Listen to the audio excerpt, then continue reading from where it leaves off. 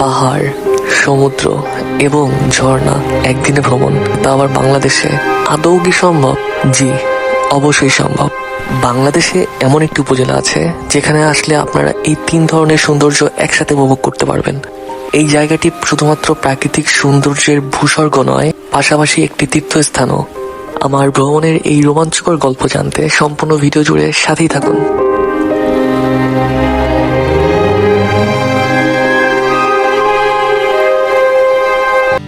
আমার সীতাকুণ্ড ভ্রমণ শুরু হয় রাজধানী ঢাকা শহর থেকে।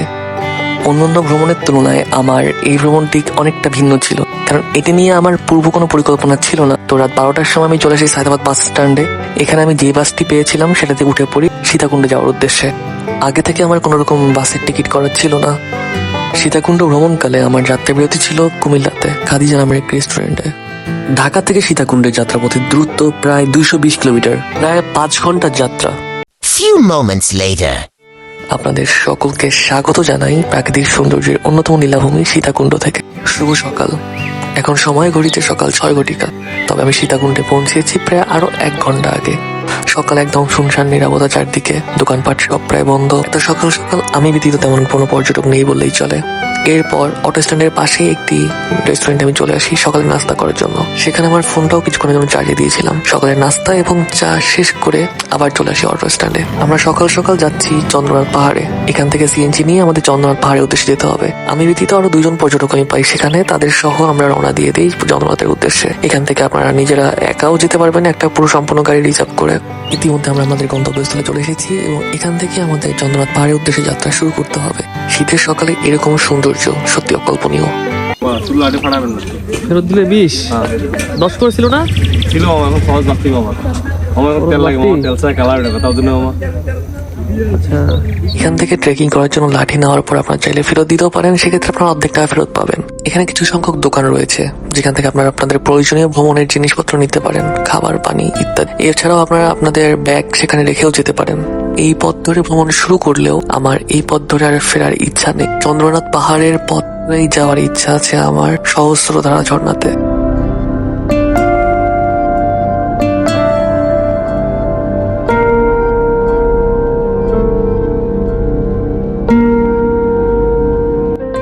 চন্দ্রনাথ পাহাড়ে ট্রেকিং করা যাত্রাপথ অনেকটাই রোমাঞ্চকর। প্রকৃতিতে মিশে যাওয়ার জন্য যা কিছু প্রয়োজন সবকিছুই আছে এখানে। কিছুক্ষণ পথ অতিক্রম করার পরে সেখানে একটি শিব মন্দির আমরা দেখতে পাই। মন্দিরটির প্রবেশদ্বারে অবস্থিত গেটটির স্থাপত্য শৈলীর নিখুঁত কাজ একটি ভিন্ন মাত্রা যোগ করেছে এটির মধ্যে। এটির স্থাপত্য শৈলীর কাজ দেখে আমি অনেকটাই অবাক হয়েছি। আজকে মন্দিরে প্রবেশ করা হবে না, কারণ আমার হাতে খুব একটা সময় নেই। আমাদের এখন অনেকটা পথ অতিক্রম করতে হবে। সনাতন ধর্মাবলম্বীদের মতে ত্রেতা যুগে সনাতন ধর্মের রামচন্দ্র ও সীতা তাদের বনবাসের সময় এই পাহাড়ে এসেছিলেন বলে প্রচলিত আছে, এবং মহামণি ভার্গব তাদের স্নানের জন্য এর একটি কুণ্ড তৈরি করেছিলেন, যা থেকে অত্র অঞ্চলের নাম হয় সীতাকুণ্ড।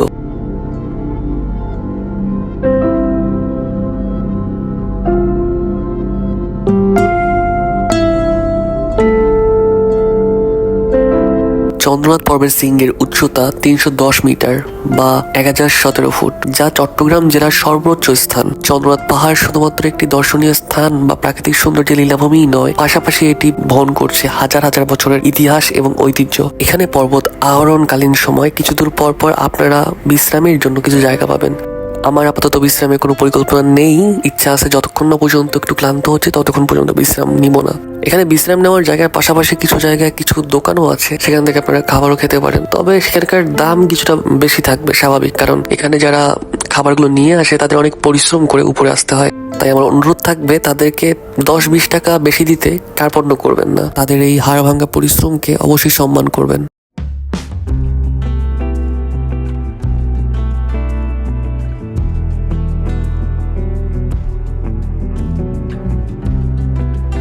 চন্দ্রনাথ পর্বত আরোহণ করার সময় অনেক জায়গায় সিঁড়ি আছে, তবে সব জায়গায় সিঁড়ি নেই। আসলে সেগুলোতে আপনাকে একটু সাবধানে চলাফেরা করতে হবে। তবে যেখানে সিঁড়ি নেই সেখানকার পথও খুব একটা ভয়ঙ্কর না বলতে পারেন, আপনারা পারবেন খুব সহজেই চলাফেরা করতে, তবে একটু সাবধানতা অবলম্বন করা জরুরি। এই পথ ধরে চলতে চলতে আমি অনেকটা পথ ইতিমধ্যে অতিক্রম করে ফেলেছি এবং বর্তমানে আমি যে জায়গায় আছি এখান থেকে আপনারা সীতাকুণ্ডের শহরের এবং সমুদ্রের অসাধারণ দৃশ্য দেখতে পারবেন। আসলে এত সুন্দর দৃশ্য এটা বাস্তবে না দেখলে আপনারা বুঝতে পারবেন না। পাহাড় থেকে সরাসরি সমতল এবং সমুদ্র দেখার এক অবাক করা অভিজ্ঞতা।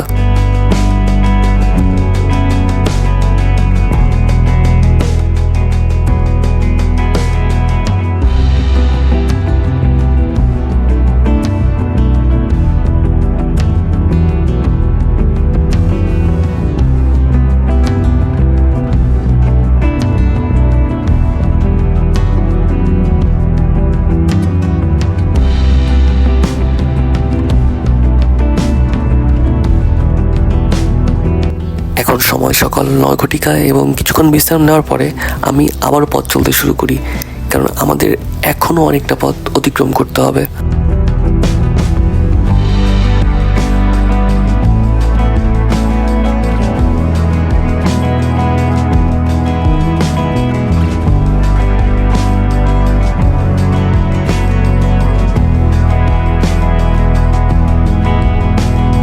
চন্দ্রনাথ পর্বত আরোহণের প্রতিটি মুহূর্ত ছিল আমার কাছে অনেকটা রোমাঞ্চকর। ব্যক্তিগতভাবে ইতিহাস নিয়ে আগ্রহের কমতি আমার কখনোই ছিল না। চন্দ্রনাথ পাহাড় শুধুমাত্র একটি পাহাড় নয়, এটি রয়েছে অনেক ঐতিহাসিক তাৎপর্য। এই পর্বত আরোহণ করার সময় আমি অনুভব করছিলাম এই পাহাড়ের হাজার হাজার বছরের ইতিহাস এবং ঐতিহ্য। চন্দ্রনাথ পাহাড়ের যে পাহাড়ি অঞ্চল, এটি বাংলাদেশের অংশে ফেনী নদী থেকে চট্টগ্রাম পর্যন্ত প্রায় 70 কিলোমিটার পর্যন্ত বিস্তৃত। এখন শীতকাল, তাই যাত্রাপথে খুব একটা জটিলতা নেই বললেই চলে। তবে বর্ষাকালে এই পথে চলতে কিছুটা বেগ পেতে হতে পারে। ইতিমধ্যে আমি অনেকটা পথ অতিক্রম করে চলে এসেছি এবং এখন আমি অবস্থান করছি শ্রী শ্রী বিপাক্ষ মন্দিরে। এখানে ইতিমধ্যে অনেক দর্শনার্থী এবং পর্যটকের ভিড় লক্ষ্য করা যাচ্ছে। তবে আপনারা এটিকে চন্দ্রনাথ মন্দির ভেবে ভুল করবেন না। চন্দ্রনাথ মন্দির যাওয়ার জন্য আমাদের আরো কিছুটা পথ অতিক্রম করতে হবে। তবে এখান থেকেও আপনারা মনোমুগ্ধকর দৃশ্য উপভোগ করতে পারবেন।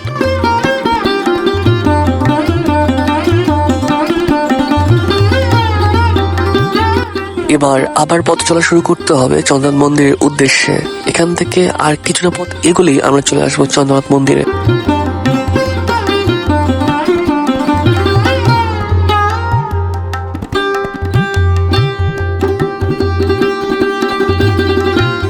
Few moments later.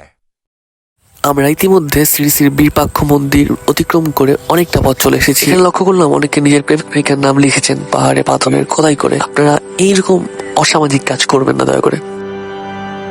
আপনাদের সকলকে স্বাগত জানাই চন্দ্রনাথ পাহাড়ের চূড়ায় অবস্থিত চন্দ্রনাথ মন্দির প্রাঙ্গণ থেকে। সনাতন ধর্মাবলম্বীদের তীর্থস্থানের মধ্যে বাংলাদেশে অবস্থিত যে কয়টি তীর্থস্থান রয়েছে তার মধ্যে চন্দ্রনাথ মন্দিরের তাৎপর্য অনেক। এত বেশি উচ্চতায় পাহাড়ের উপরে কোনো বাংলাদেশে আর কোনো মন্দির আছে কিনা এ বিষয়ে আমার জানা নেই। মন্দিরের ভিতরে পুজো চলছিল। চন্দ্রনাথ মন্দির প্রাঙ্গণে আপনারা অনেক হনুমান এবং বানর দেখতে পাবেন। এদের থেকে আপনাদের একটু সতর্ক থাকতে হবে। এরা যে কোনো মুহূর্তে আপনার হাতে থাকা খাবারের ব্যাগ বা যে কোনো জিনিসপত্র টান দিয়ে নিয়ে যেতে পারে। আপনি তাদের কোনো রকম বিরক্ত না করলে ওরাও আপনাকে খুব সহজে বিরক্ত করবে না। এখানে অসংখ্য ছোট ছোট বানর রয়েছে এবং তাদের মাও রয়েছে। পাহাড়ের চূড়ায় মন্দির প্রাঙ্গণে তাদের আসলে খাবারের খুব একটা সমস্যা হয় না, কারণ এখানে তারা প্রসাদও পায় এবং দর্শনার্থীরাও তাদের খাবার দেয়। এখানে যে কালো ব্যাগটি দেখতে পাচ্ছেন, এখানে কলা আছে এবং এই ব্যাগটি আমার ছিল। তারা অনেকক্ষণ ধরে এটির দিকে তাকিয়েছিল, পরে আমি নিজে থেকে তাদেরকে দিয়ে দেই। আমি পলিথিনটা থেকে কলা বের করে তাদের দেওয়ার চেষ্টা করছিলাম, তার আগেই তারা পলিথিন নিয়ে চলে যায়। তাই আপনারা অবশ্যই সতর্ক থাকবেন তাদের খাবার দেওয়ার ক্ষেত্রে। চন্দ্রনাথ পাহাড়ের চূড়া থেকে আপনারা যে দৃশ্য দেখতে পারবেন তা আসলেই অকল্পনীয়। এখানকার প্রাকৃতিক দৃশ্য এতটাই চমৎকার, আপনি হারিয়ে যাবেন প্রকৃতির মাঝে।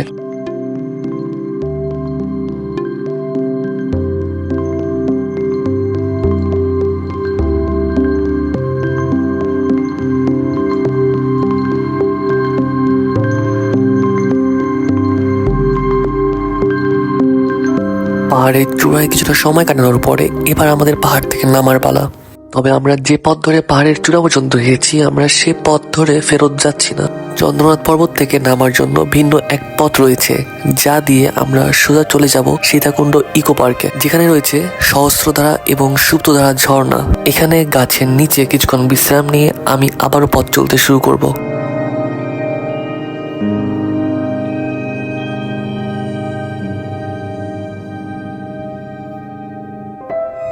চন্দ্রনাথ পাহাড় থেকে ইকো পার্ক যাওয়ার রাস্তাটা অনেকটা ভিন্ন। এখানকার নিস্তব্ধতা এবং প্রাকৃতিক সৌন্দর্য এটার মধ্যে একটি ভিন্ন মাত্রা যোগ করেছে। স্বস্তির বিষয়ে আমরা পাহাড় থেকে নিচের দিকে যাচ্ছি। যদিও পাহাড়ের উপরে আসার ক্ষেত্রে আমাকে খুব একটা বেগ পেতে হয়নি।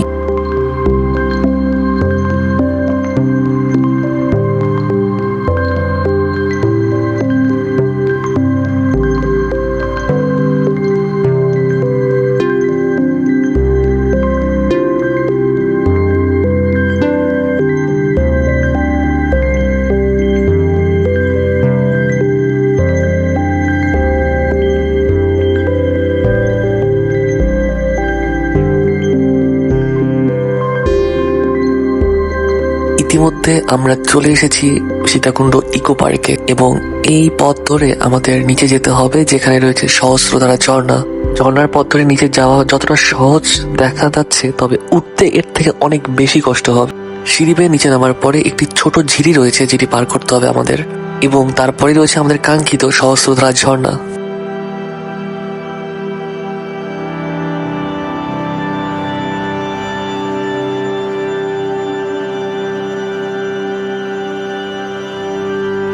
আপনাদের সকলকে স্বাগত জানাই সীতাকুণ্ডের অন্যতম সুন্দর স্থান সহস্রধারা ঝর্ণা থেকে।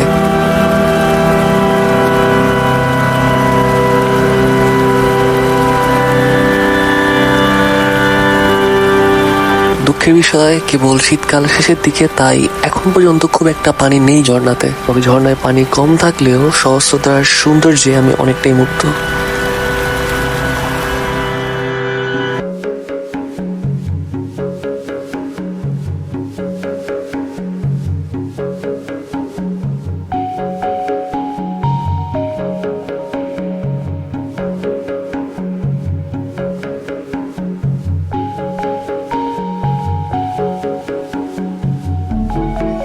আপনারা চাইলে সীতাকুণ্ড ইকো পার্কের মেইন ফটক দিয়েও এখানে আসতে পারেন। এখানে আরেকটি ঝর্ণা রয়েছে যার নাম সুপ্তধারা, তবে সময় কম থাকায় আজকে আমার পক্ষে সেখানে যাওয়া সম্ভব হবে না। সহস্রধারা ঝর্ণার পানি বেশ ঠান্ডা, অনেকেই পানিতে গোসল করছিল, তবে আমি আর সেই সাহস পাইনি। সহস্রধারার প্রকৃত ভয়ঙ্কর রূপ দেখতে চাইলে আপনাকে আসতে হবে বর্ষাকালে, কারণ বর্ষাকাল ব্যতীত এখানে খুব একটা পানি থাকে না। এবার ইকো পার্ক এবং সহস্রধারা থেকে ফেরার পালা। Few moments later. Sitakunda eco পার্কের সামনে একটি রেস্টুরেন্টে দুপুরের খাবার, ফোন চার্জ এবং কিছুক্ষণ বিশ্রাম নিয়ে এবার আমরা যাচ্ছি আমাদের সর্বশেষ গন্তব্যস্থলে, যেটি না দেখলে আমাদের সম্পূর্ণ ভ্রমণ অপূর্ণ থেকে যেত। সীতাকুণ্ডের পাহাড় এবং ঝর্ণা দেখার পরে এবার আমাদের সমুদ্র দেখার পালা। আমি ইতিমধ্যে চলে এসেছি আমার গন্তব্যস্থলে। এখান থেকে কিছুটা পথ আমাকে হেঁটে যেতে হবে সমুদ্র পর্যন্ত। রাস্তাটা বেশ ছোট এবং কিছু কিছু জায়গায় খালও রয়েছে, তাই সাবধানতা অবলম্বন করা জরুরি। আপনাদের সকলকে স্বাগত জানাই সীতাকুণ্ডের গুলিয়াখালী সমুদ্র সৈকত থেকে।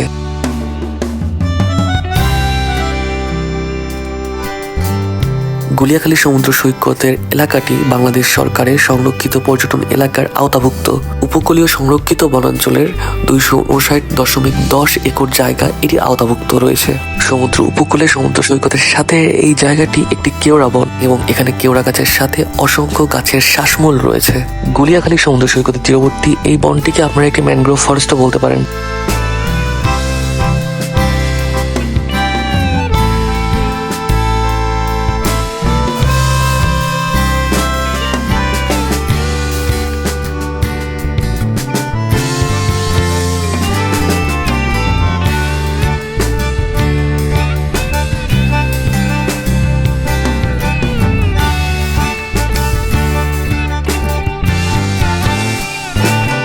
অন্যান্য সমুদ্র সৈকতের তুলনায় এই সমুদ্র সৈকতটি একেবারে ভিন্ন।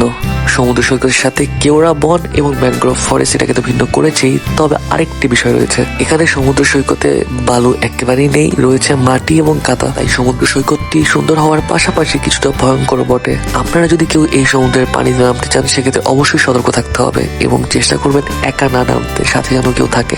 সেই সাথে আরেকটি গুরুত্বপূর্ণ সতর্কবার্তা, এই সমুদ্র সৈকত দিনের বেলা নিরাপদ হলেও রাতের বেলা খুব একটা নিরাপদ না। তাই চেষ্টা করবেন এখানে আসতে চাইলে সন্ধ্যার পূর্বেই আসার এবং সন্ধ্যার পূর্বেই এখান থেকে ত্যাগ করার। সন্ধ্যার পরে এই জায়গাটি মোটেও নিরাপদ নয়। আরেকটি বিষয়, এখানে টুরিস্ট পুলিশও আমি কোনো প্রকার দেখিনি।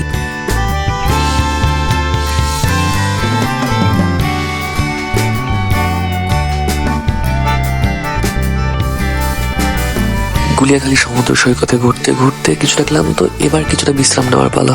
এই সৈকতে বিশ্রাম করার জন্য বিচ চেয়ারও রয়েছে। আপনারা তাদের সাথে কথা বলে 1 ঘন্টার জন্য এটি ভাড়া নিতে পারেন। সকাল থেকে ভ্রমণ করতে করতে এখন পরন্ত বিকেল, আর আমি যথেষ্ট ক্লান্ত। এখানে সন্ধ্যা পর্যন্ত কিছুটা বিশ্রাম নিয়ে আমাকে ফিরতে হবে আবার সীতাকুণ্ড শহরে। সীতাকুণ্ড শহরে ফিরে আমার ইচ্ছা আছে আজকে রাতের মধ্যেই ঢাকাতে ব্যাক করার।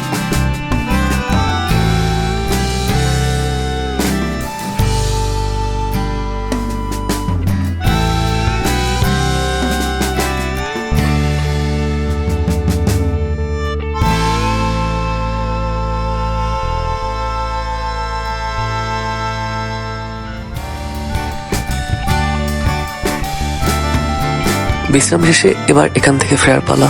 আর কিছু সময়ের মধ্যে সূর্যাস্ত হবে।